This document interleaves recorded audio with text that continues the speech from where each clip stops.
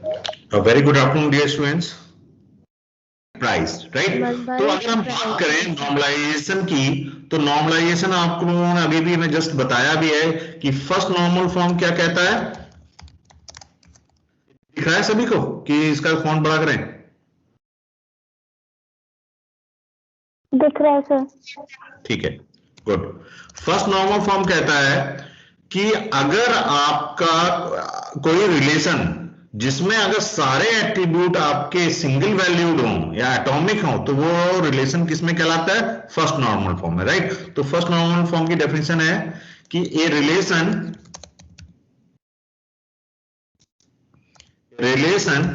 is said to be in first NF if all underlying domain are atomic, that means single valued, right। तो यहां पे देखिए हमने सारे के सारे एट्रीब्यूट जो हैं इस लॉस रिलेशन के, वो क्या है? एटॉमिक है। That means this relation is already in first NF, right. जो सेकेंड नॉर्मल फॉर्म है वो क्या कहता है?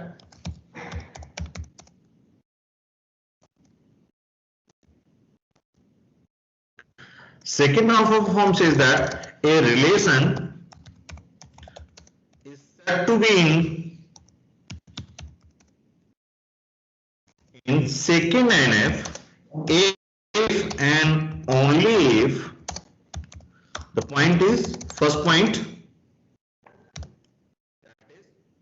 relation R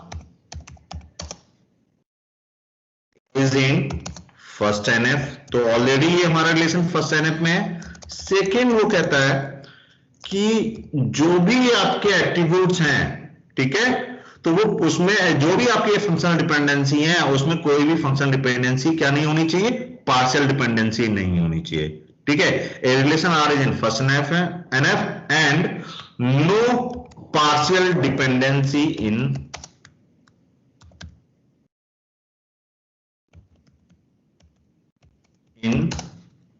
relation. There are 2 points in that, right? Check करते हैं। अगर हम इसमें देखें तो हमारे पास जो कैंडिडेट की आ रही है वो क्या आ रही है? कैंडिडेट की क्या है बताएं? कैंडिडेट की क्या है? कैंडिडेट की हमारे ऊपर लिखी हुई है कैंडिडेट की कंट्री नेम एंड मिलके क्या? Lot number, right. तो ये मिला के एक कैंडिडेट की बन रहे हैं। सिमिलरली अगर हम चेक करें तो एक और देखिए, हमारी जो फंक्शनल डिपेंडेंसी की थी property ID determine all the other attribute. तो अगर हमें प्रॉपर्टी आईडी का हम क्लोजर निकाला है तो सारे के सारे हमारे एट्रीब्यूट आ जाएंगे। तो हमारे पास जो कैंडिडेट की और भी एक और बन रही है वो है, दूसरी है प्रॉपर्टी आईडी, ठीक है, property ID, right. This is the candidate. So you can say here we have 3 prime attribute, one is country name, another is lot name, lot number and property ID. इनमें से जो है, ठीक है। अब आपके पास अगर देखा जाए तो यहां पे देखिए बाकी जो एफडी1 जो है वो क्या है? एफडी1 में क्या है? एफडी1 जो हमारी है वो क्या बता रही है कि आपकी प्रॉपर्टी आईडी जो आया,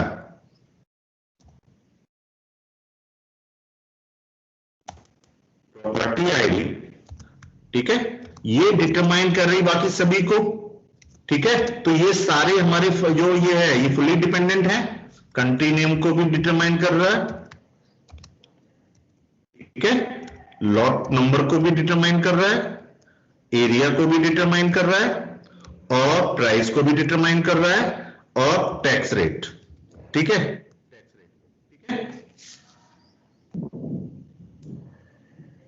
सी हियर, यानी कि सारे के सारे एट्रीब्यूट फुल्ली डिपेंडेंट हैं। एक ही एट्रीब्यूट है तो यहाँ पे ये कैंडिडेट की का पार्ट है, ये कैंडिडेट की है। तो यानी हमने बताया था कि अगर कोई भी लेफ्ट हैंड साइड में अगर कैंडिडेट की है तो ये वायलेट कर नहीं रहा है। तो यानी कि ये जो रिलेशन है वो किसमें है? ये वाली एफडी है वो सेकेंड एनएफ को वायलेट नहीं कर रही है। तो यानी कि ये किसमें है? सेकेंड एनएफ में है, ठीक है।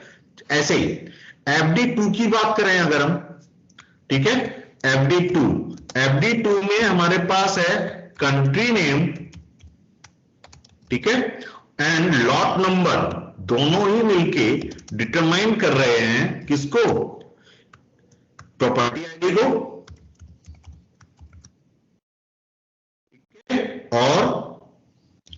और किसको, एरिया को, और किसको, प्राइस को, और किसको, टैक्स रेट को।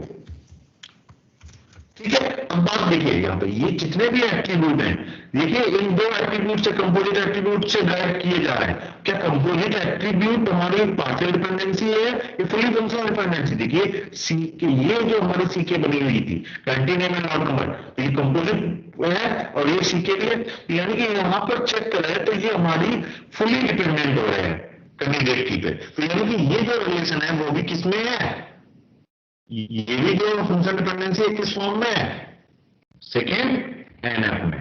ठीक है, अब बात आती है थर्ड एफडी की। एफडी जो 3 है वो क्या कहती है, वो कह रही है कि आपका कंट्री में नाउ डिटरमाइन, दैट इज किसको, country name determine tax rate. See here this FD in which this non-prime attribute tax rate is partially dependent on the candidate की, क्योंकि कैंडिडेट की पूरी बन रही है वो क्या है, country name and lot number, जबकि यहां पर इस फंक्शनल डिपेंडेंसी में देखें तो टैक्स रेट जो केवल एक एट्रीब्यूट पर डिपेंड कर रहा है, वो कंट्री नेम, जो कि पार्शियल फंक्शनल डिपेंडेंसी है, क्योंकि यहां पर जो सब कैंडिडेट की है वो कंट्री नेम और लॉट नंबर से बन रहा है, जबकि यहां पर इस फंक्शनल डिपेंडेंसी की लेफ्ट हैंड साइड में हमारे पास एक ही एट्रीब्यूट है जो कि इसका पार्ट है। That means this is a kind of a functional dependency, we call it is a partial functional dependency, partial FD, so it is not in second NF, कि ये हमारी FD 3 जो है वो वायलेट कर रही है किसके, सेकेंड नॉर्मल फॉर्म के प्रॉपर्टी को। जबकि जो हमारी फोर्थ FD है वो है FD4, जो कि हमारी क्या कह रही है, area now determine what, area now determine that is price, right. तो यहां पर चेक करें अगर, तो ये नॉन प्राइम एट्रीब्यूट है, ये एरिया फाइन, ये तो कहीं कैंडिडेट टीम में पार्टिसिपेट ही नहीं कर रहा है, ठीक है। क्या एरिया किसके थ्रू डिटरमाइन किया जा रहा है, एरिया डिटरमाइन किया जा रहा है आइदर प्रॉपर्टी आईडी से, और we can also drive this through the country name and lot number. That means tax rate, that means price is also fully dependent on country name, lot number or property ID. That means this also in the second normal form. ये किसमें है, ये भी second normal form को में आपका है। ठीक है, बात समझ में आ रही। तो यहां पर ये ट्रांसिटिवली डिपेंडेंट हो रहा है, although this is a kind of FD, this is transitively depends on candidate. ये तो हमने कहा ही नहीं कि वो ट्रांसिटिवली डिपेंड हो या ना हो, बट यहाँ पे ये ट्रांसिटिवली डिपेंड कर रहा है कैंडिडेट की पे, either country name and lot number पे और प्रॉपर्टी आईडी पे। तो ये कहीं से भी सेकंड नॉर्मल फॉर्म को वायलेट नहीं कर रही है। बात समझ में आ रही सभी को? दैट मींस ये भी सेकंड एनएम में कौन सी नहीं है, FD3 नहीं है। तो इस वजह से क्या करेंगे हम, इसमें से अब आर रिलेशन को हम डिवाइड कर देंगे किसमें, आपके बाकी रिलेशन में। कौन कौन से वो रिलेशन होंगे, एक होगा R1, कौन सा FD जो है वो वायलेट कर रहा है, वो FD3 है, जिसमें कंट्री नेम डिटरमाइन कर रहा है टैक्स रेट को। इसलिए R1 में हमारे पास आ जाएगा, R1 हम इसको लॉट्स 1 करके डाल देते हैं, इसका नाम लॉट्स 1, और जो कंटेन करेगा व्हाट काइंड ऑफ R1 जो रिलेशन है वो क्या क्या एट्रीब्यूट लेगा, कौन कौन से एट्रीब्यूट हैं जो इसमें आ रहे हैं, country name and tax rate. So हम इसको ले लेंगे country name and tax rate, right, tax rate, fine. ये बात सबको समझ में आ रही। विद द FD इसमें कौन सी होगी, FD आपकी होगी इसमें, FD होगी हमारी इसमें कौन सी, country name determine tax rate. ठीक है, country name determine tax rate. Fine, ये हो गया R1 रिलेशन। सेकेंड रिलेशन जो है हमारा वो कौन सा आएगा? R2 relation. R2 रिलेशन क्या होगा? अब देखिए R2 रिलेशन तो लॉस रिलेशन जो हमने बनाया, बाकी बचे हुए जिसके थ्रू हम निकाल सकते, टैक्स रेट तो अलग हो गया। तो देखिए प्रॉपर्टी आईडी,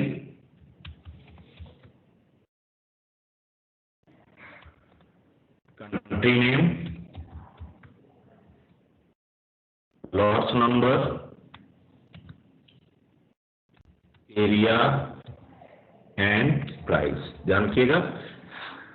अब ये कहो कि आपने इसमें सर एरिया तो कंट्री नेम तो आपने दूसरे में ले लिया, तो इसमें देखिए ध्यान रखिएगा, जब भी हम डिकम्पोज करेंगे कोई भी रिलेशन तो at least one of the attribute must be common, because whenever we join the decomposed relation they will form the original relation। कौन सा रिलेशन? ओरिजिनल जो रिलेशन है वो फॉर्म होना चाहिए। तो at least one of the attribute by which we have to join these two different sub relations, right. तो इसलिए कंट्री नेम इसमें भी रहेगा, क्योंकि country name property ID country name को डिटरमाइन कर रहा है और country name and lot number बाकियों को भी डिटरमाइन कर रहा है। बात समझ में आ रही? तो इसमें जो एफडीज होंगी वो कौन कौन सी होंगी? देखिए इसमें FD1 भी रहेगी, ठीक है, FD1 जो हमारी प्रीवियस है। इसके अलावा FD2 भी इसमें रहेगी, क्योंकि वो सेकेंड नॉर्मल फॉर्म को वायलेट नहीं कर रही है, तो FD2 भी रहेगी। और इसके अलावा कौन सी FD और रहेगी इसमें, बताइए?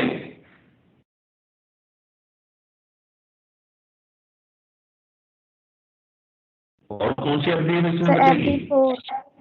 FD4, very good, FD4, right? So you have to keep all these FD in this second relation. Now this relation is in second NF and this relation is also in second NF. Clear? ये बात समझ में है? How we can decompose our relation into R1 and R2, and you checking all these whether there exists a partial dependency or not. If there exists a partial dependency, decompose it into the new relation. ये बात सबको समझ में आ रही है? किसी को अगर डाउट हो अभी पूछ लो।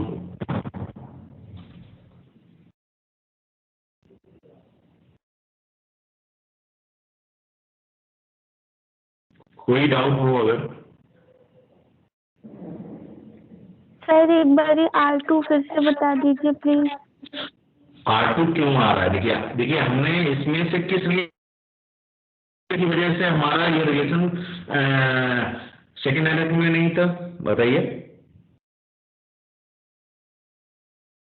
टैक्स रेट की वजह से, जो कि country name determine tax rate कर रहा है, और कंट्री नेम क्या है?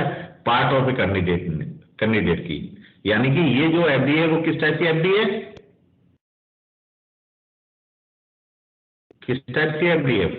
Full functional dependency, partial functional. That means जबकि सेकेंड एनएम में पार्शियल डिपेंडेंसी अलाउ नहीं है, ठीक है। सेकेंड एनएम में क्या नहीं अलाउड है? Partial dependency. तो इस डिपेंडेंसी को हटाना है इस रिलेशन से, तो इसको हम अलग कर देते हैं। अलग किया तो कंट्री नेम और टैक्स रेट करके हमने एक नया रिलेशन बना लिया। क्लियर हो गई ये बात? कंट्री नेम और टैक्स रेट की, यहाँ पे country name now determine tax rate. Clear हो रही है यहाँ पर बात?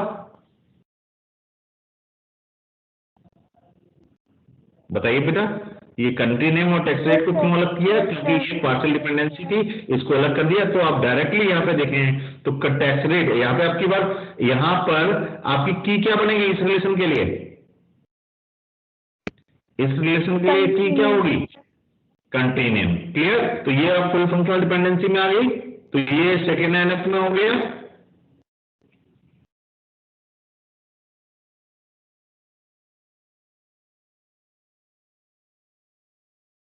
क्लियर? ये country name to tax rate, ये कंट्री नेम हमारा फुल फंक्शन, ये जो हमारा फंक्शनल डिपेंडेंसी में नहीं, ये फुल फंक्शनल डिपेंडेंसी हो गई। Yes sir. ठीक है, अब आते हैं लॉस टू, जो इसमें बचा। अब ये देखिए हमने इसको अलग करा, इसको डिकम्पोज किया with the country name, but जो हमारी बाकी एफडीज हैं, एफडी के अकॉर्डिंग तो प्रॉपर्टी आईडी हम रखेंगे, ठीक है, क्योंकि प्रॉपर्टी आईडी कंट्री नेम को भी डिटरमाइन करी, लॉट को भी डिटरमाइन करी, एरिया को भी डिटरमाइन करे, प्राइस, और ये हमने अलग कर दिया क्योंकि ये जो एफडी थी वो हमारी पार्सल थी, बाकी तो फुल थे सारे, ये सेकेंड एनएफ में भी थे, सेकेंड एनएफ में भी थे, ये भी सेकेंड एनएफ में था। तो हमने क्या किया, लॉस 2 में वो सारे एट्रीब्यूट रखे जो कि हमारे उस जो प्रॉपर्टी है उनको सेटिस्फाई कर रहे हैं। तो ये हमारी FD1 की प्रॉपर्टी, FD1 को भी सेटिस्फाई कर रहा है, FD2 भी सेटिस्फाई कर रहा है, और ये वाला भी कर रहा है। ये ट्रांसिटिवली डिपेंड हो रहा है, बट हमारा ये वायलेट तो नहीं कर रहा है ना पार्शियल डिपेंडेंसी को, इसलिए ये भी रखेंगे इसमें FD4। So all these with FD। Clear हो रही है बात सभी को? Yes sir. कोई डाउट अभी मतलब कंटिन्यू क्यों रखा है इसमें? ये एक डाउट आ रहा होगा, कंटिन्यू तो हमने डिकम्पोज करके दूसरे रिलेशन में ले आए, ये हो सकता है डाउट, तो इस तरह इसमें क्यों रखा?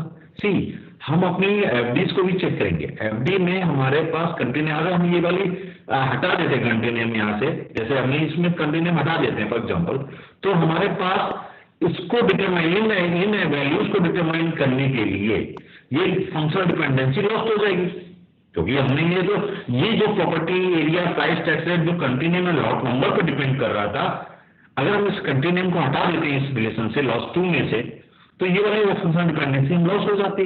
दूसरा केस, अगर ये लॉस हो जाती डिपेंडेंसी प्रिजर्व नहीं होती।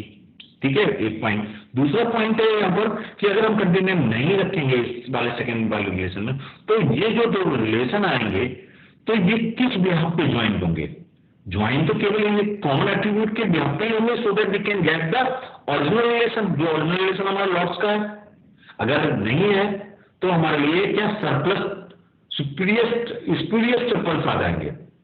ठीक है, तो उन स्पूरियस टपल्स को हटाने के लिए तो हमें at least one of the attribute जो है वो कॉमन होना चाहिए। तो कौन सा कॉमन एट्रीब्यूट होना चाहिए वो हम चेक करें, तो we have to see here कि continuum must be present in the loss 2 relation, right. तो इसलिए यहाँ पे कंटिन्यूम भी यहाँ पे रखा गया। तो बाकी जो है प्रॉपर्टी, अच्छा ये बताइए FD1 में प्रॉपर्टी क्या रहेगी? FD1 की आपकी FD1 में क्या रहेगा? प्रॉपर्टी आईडी डिटरमाइन, किसको किसको डिटरमाइन करेगी इस रिलेशन में बताएं? The country name, lot, very good, area lot or number, price. Lot number, area and price. Tax rate क्योंकि हट गया इस रिलेशन में, इस रिलेशन में टैक्स रेट है ही नहीं, तो उसको डिटरमाइन नहीं करेगा। Similar case in that country name, lot number, determine which property ID, और किसको? प्रॉपर्टी आईडी, एरिया और प्राइस। ठीक है, एरिया प्राइस, यही हो रहा है ना सारे बाकी। ठीक है, यहाँ पे लॉट नंबर आ गया, एरिया आ गया, प्राइस आ गया, और कुछ छूटा तो नहीं है इसमें, देख लीजिए। ठीक है, ठीक। और FD4 कौन सी है? वो किसको डिटरमाइन कर रहा है? Area to price, right. This is the example of second NF, right, how to decompose it into the second NF. Clear हो रहा है सभी को? Yes sir. चलिए, गुड। अगर किसी को अभी भी डाउट हो तो पूछ लो।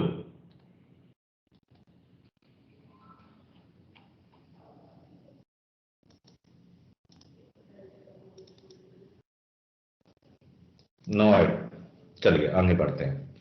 सो today we will discuss about the third NF. See, in third normal form, this normal form is based on the transitive functional dependency. किस डिपेंडेंसी पे बेस्ड है? Transitive functional dependency. And here what is the transitive functional dependency?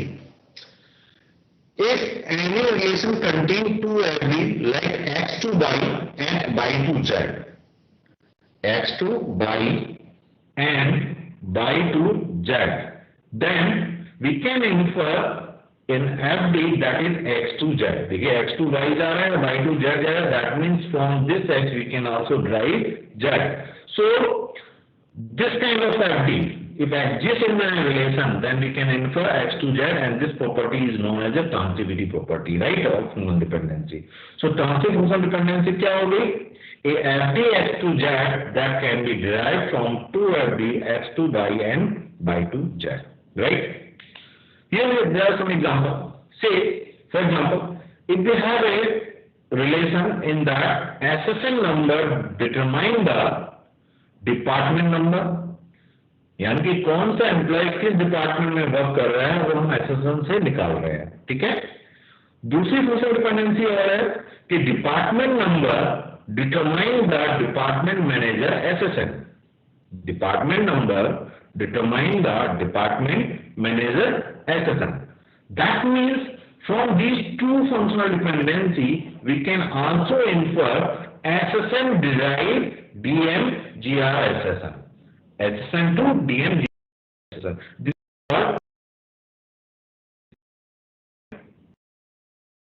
Functional format क्या है कि अगर कोई x to y, y to z है तो x to z भी होगा। But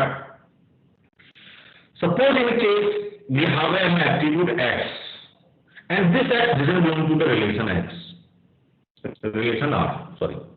X is any attribute जो कि R relation में belong नहीं कर रहा है, but you are saying कि we can infer SSN to ename, SSN to ename by considering this X in between SSN drive X, S drive ename, then SSN to ename. This is not possible in a transitivity. So this is a kind of a non-transitive. ऐसा नहीं कि आप कोई भी consider कर लें relation और from that we have to compare, we have to check and we have to infer it, right? This is non transitive. One more thing in that, if there are two non prime attribute, if there are two non prime attribute and if there exists a dependency between non-prime attribute, then there may be a transitive dependency. किस type की dependency हो सकती है? Transitive dependency. अभी आपको हमने जो बताया था, जैसे यहाँ पर like in the case of area derived price, area derived price. So area and area derived price, this is a kind of a non-transitive, this is a kind of a transitive dependency in that. कैसे होगा? Sorry, this is non-transitive dependency, like area और price मिला, दोनों ही non-prime attribute है, right? Now, come to the third normal form. So, a relation schema R is in third normal form if it is in second normal form, and no non-prime attribute A in R is transitively dependent on the primary key. Clear this point?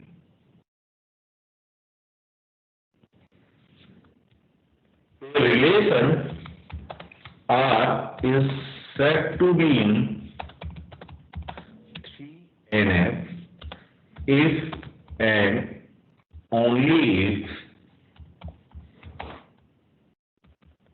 first point क्या होना चाहिए? पहला relation आना चाहिए second NF, पहले तो वो second NF में होना चाहिए। Third case, second case sorry, ठीक है, no non prime, non prime attribute क्या होता है बताएंगे कोई? नॉन प्राइम एट्रीब्यूट क्या होते हैं? में पार्टिसिपेट नहीं करते। बिल्कुल सही, बिल्कुल सही। All attribute which are not participated in candidate key are called non prime attribute, ठीक है। नो नॉन प्राइम एट्रीब्यूट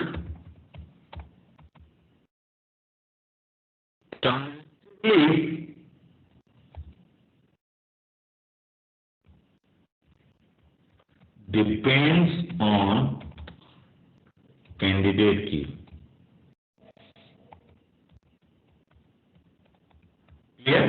ये बात सबको समझ में आ रही है?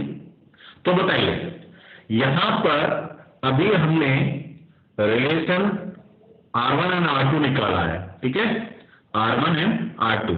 क्या R1 एंड R2 आपके 3NF में है?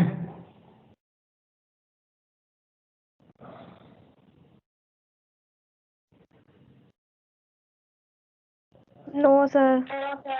कौन सा रिलेशन 3NF में नहीं है? सर ये ट्रांजिटिव डिपेंडेंसी हो रही है इसमें, एरिया प्राइस FD4। बिल्कुल सही है, क्योंकि प्राइस जो है नॉन प्राइम एट्रीब्यूट है, वो country name and lot number पे भी डिपेंड हो रहा है या प्रॉपर्टी पे भी डिपेंड हो रहा है कि नहीं हो रहा है? क्योंकि देखिए, आप प्रॉपर्टी आईडी से एरिया जा सकते हैं और एरिया से प्राइस, यानी प्राइस यहां से property ID can infer price, property ID can infer price. Similarly तो country name and lot number ये एरिया पे जा रहा है और एरिया से प्राइस में आ रहा है, तो यानी कि country name and lot number also infer price. तो see here in this relation जो कि लॉस और दिस है, यहां पर ये जो फंक्शनल डिपेंडेंसी है FD4 वो किसको वायलेट कर रही है? 3NF के फॉर्म को वायलेट कर रही है। तो यू कैन से हियर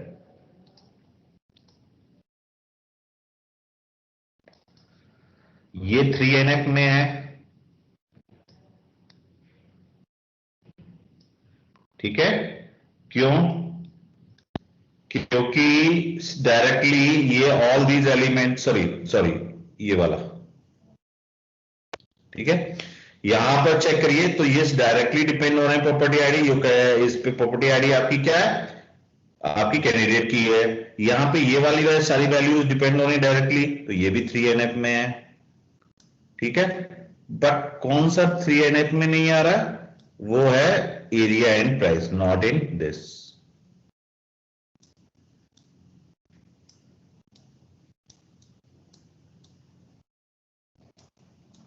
तो हम क्या करें? किस रिलेशन को डिवाइड करें? किस रिलेशन को डिवाइड करेंगे? R1 R2 में से R2 को। So now this R2 is broken it into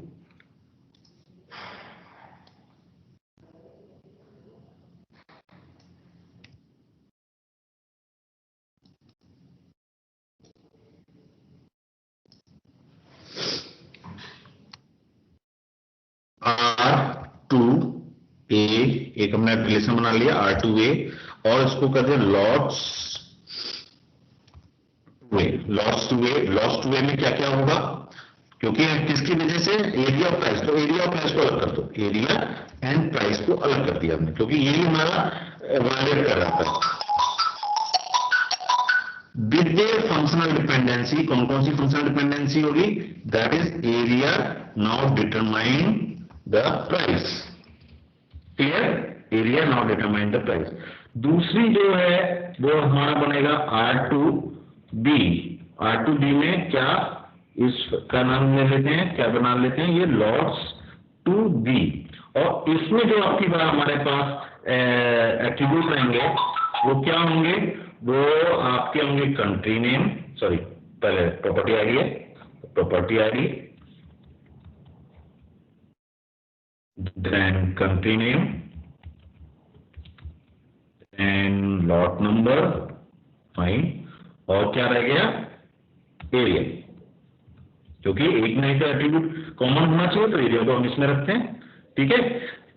और विद देयर फंक्शनल डिपेंडेंसी, क्या कौन सी फंक्शनल डिपेंडेंसी होगी? FD1 हमारे पास होगी, जो कि क्या होगी बताएंगे आप लोग? FD1 क्या होगी? FD1 होगी property ID now determine the what, that is country name,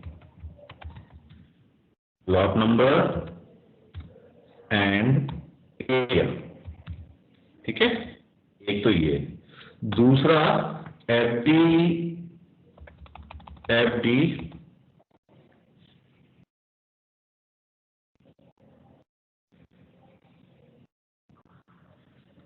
FD2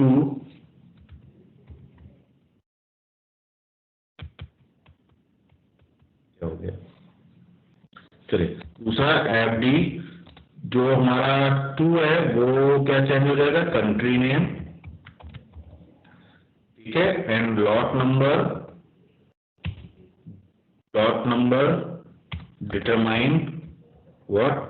this is a property ID and area, ठीक है? ये वो डिलीट हो गया, वो आप लोग लिख लीजिएगा, ठीक है। FD1 भी रहेगी इसमें, ठीक है। FD1 में क्या था, property ID determine country name, lot number and area, fine. और जो FD4 तो अलग हो गया, ठीक है। ये हमारा रिलेशन बन रहा है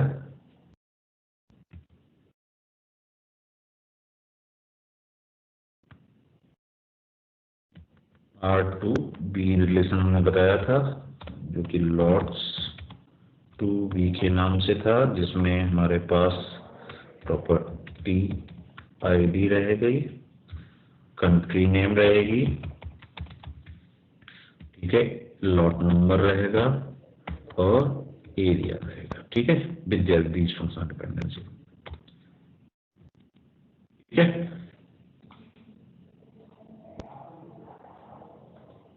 सर हाँ, थोड़ा डिले हो रहा है, तो एक बार पूरा सॉल्यूशन दिखा दीजिए। अभी मैं फिर से पूरा ही बच्चा, ये 1 मिनट डिले हो रहा है, काफी डिले हो रहा है क्या?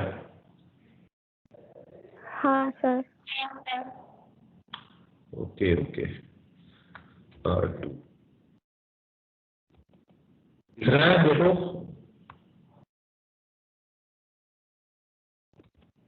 Yes sir.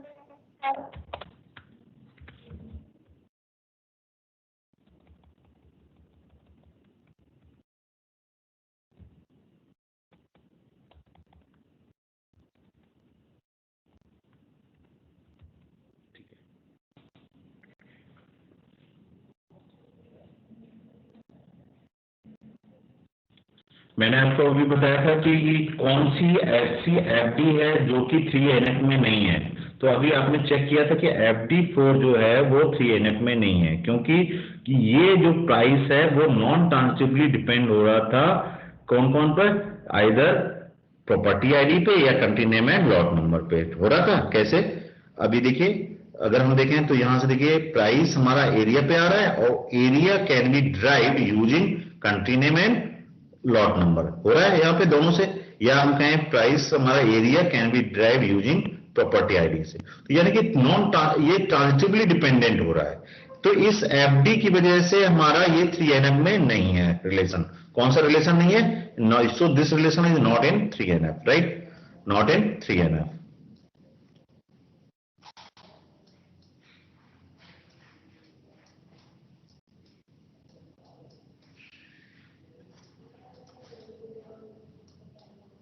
बट ये हमारी, ये जो है प्रॉपर, ये हमारी FDs थी, ये तो वॉलेट नहीं कर रही, ये 3NF की प्रॉपर्टी को सेटिस्फाई कर रही, बट ये वाली जो फंक्शनल डिपेंडेंसी FD4 थी वो वॉलेट कर रही थी, इसलिए ये रिलेशन हमारा 3NF में नहीं है। तो इसको हमने क्या किया, ब्रेक कर दिया, दो रिलेशन में ब्रेक कर दिया, R2A और R2B में।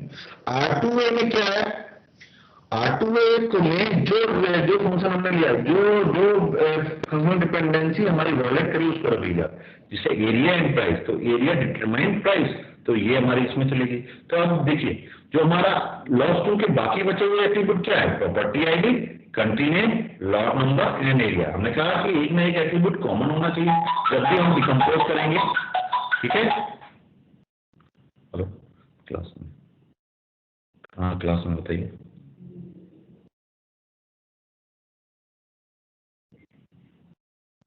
पांच, ठीक है, जो भी मैं कर ले, 5, ठीक है। सो मैं बात कर रहे थे कि जो हमारे एट्रीब्यूट बचे हुए हैं वो प्रॉपर्टी आईडी, कंट्री नेम है, लॉट नंबर और एरिया, और उसके साथ में जो हमारी फंक्शनल डिपेंडेंसी मॉडिफाई होंगी वो क्या होंगी, property ID determine country name and lot number area. Similarly यहाँ पे country name and lot number determine property ID and area. So now this whole become in 3NF, this is also in 3NF, and we can get R2, this is also in 3NF। तो अगर हम देखें तो हमारा जो decomposition हुआ था, एक ही रिलेशन की बात कर रहे हैं, जो R रिलेशन था ये, this now R relation basically divided into R1 and R2, right, and R2 now relation is also divided into R2A, ठीक है, एंड R2B। तो अगर हम देखें सबसे पहला जो रिलेशन था वो फर्स्ट एनएफ में था, ठीक है, ये वाला फर्स्ट एनएफ में था। फिर सेकंड लेयर पे हमने चेक किया, जब हमने डिवाइड किया तो ये सारे सेकंड एनएफ में आ गए, ठीक है। और जब हमने ये वाला रिलेशन चेक किया, ये सेकंड एनएफ थर्ड एनएफ में नहीं था तो इसको डिवाइड कर दिया, तो ये हमारा आ गया अब सी एनएफ में, right. So this is the case in that particular.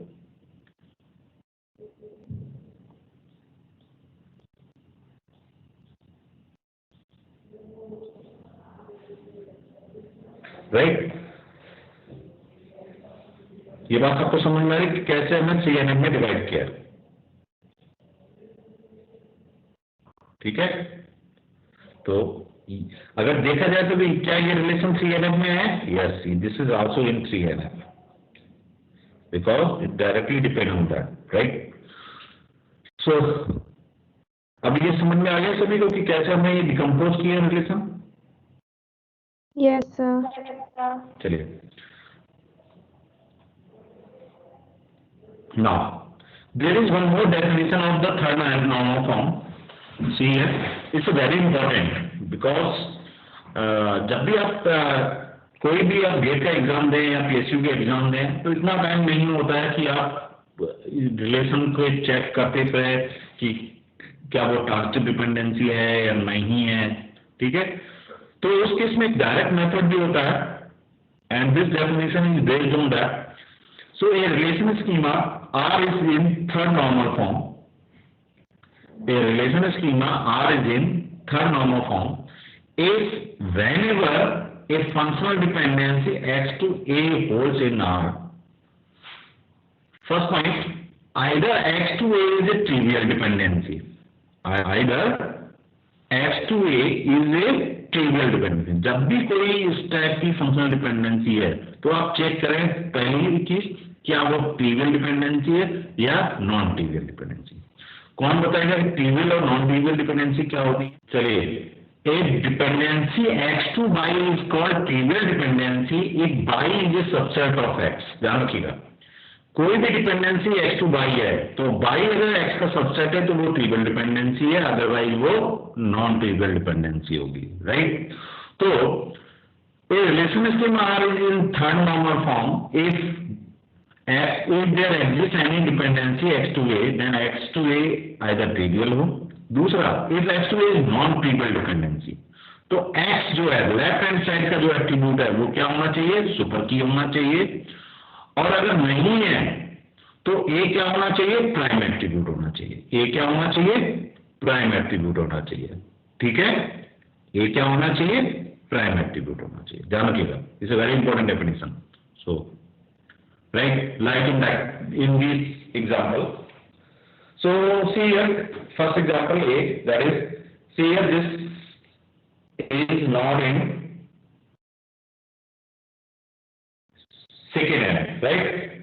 तो हमने क्या किया, इसको सेकेंड NF में कन्वर्ट कर लिया, ठीक है। कल ही हमने बताया था ये प्रॉब्लम को कि सेकेंड NF में कैसे पार्शियल डिपेंडेंसी को वैलिड कर दिया। क्या आप ये बता सकते हैं कि जो सेकेंड NF में क्या ये CNF में है? कौन बताएगा?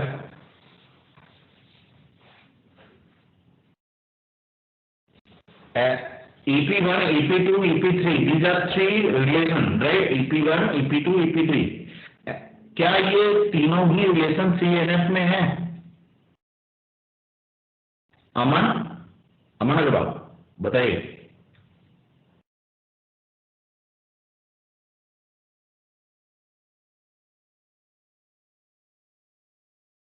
अमन,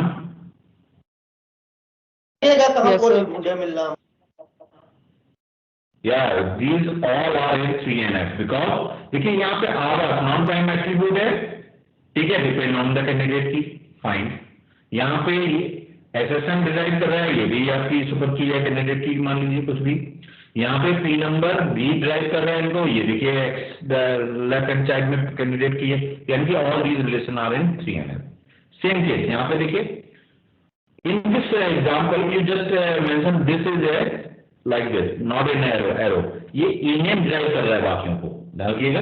ई नेम डिराइव कर रहा है SSN, birthday, address and department number, and department number derive कर रहा है ई नेम एंड DMR GSN। तो यहाँ पर देखिए डिपेंडेंसी हमारी ईनेम के थ्रू ईनेम कैंडिडेट की है, तो ये चीजें डीएम एंड DMR से ट्रांसिटिवली डिपेंडेंट हो रहे हैं ईनेम पर, ठीक है। तो उसको अलग कर दीजिए, D number, DM and DMR GSN को हमने अलग कर दिया यहाँ पर, और ED1 को अलग कर दिया, राइट। तो ये हमारे बन गए हमारे क्या to another 3NF format of relations, right. So this is all over for the 3NF, right. Next day we discuss the BCNF and multi value dependency, right. तो अभी 2 लेक्चर 3 लेक्चर और लगेंगे, so that you have to appear in second session.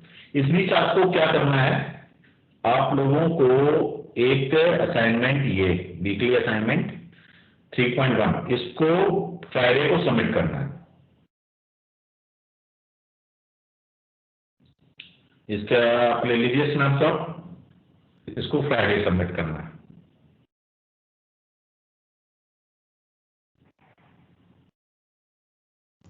हो गया?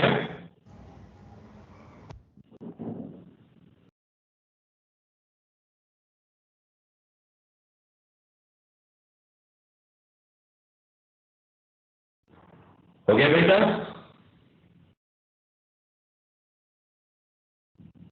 Yes sir. एक आपको ये भी असाइनमेंट आप ले लीजिए, इसको सॉल्व करिएगा बैठ के, ठीक है। वीकली असाइनमेंट 3.2, इसको मंडे तक आपको देना। मंडे को तुम्हारा टेस्ट भी है, but before that you have to do this and submit on Monday, क्योंकि आप ये सॉल्व करेंगे तो आपको मंडे के एग्जाम में ये हम पूछ रहे हैं। सर जितना हो करिए। हाँ सर डिस्प्ले ही नहीं हुआ अभी। डिस्प्ले नहीं हुआ अभी सर हो गया। बताइए, 30 सेकंड का डिले आ रहा है, 30 सेकंड से ऊपर ही का। चलिए, आप होप सो कि नेक्स्ट वीक से क्लासेस आपको ऑफलाइन भी बुलाया जा सकता है, तो आप लोगों को बुलाया जा सकता है। अभी नेक्स्ट वीक में प्लान हो रहा है,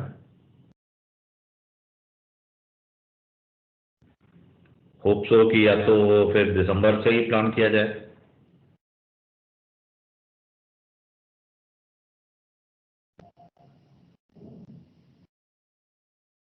हो गया बेटा? Yes sir. यस। चलिए, यस ठीक है, सर। थैंक यू ठीक है। सर। इनको कर लीजिए, कोई डाउट हो, कुछ प्रॉब्लम आ रही हो तो आप मुझसे पूछ सकते हैं कभी भी। व्हाट्सएप नंबर तो आपको सभी को पास होगा ही,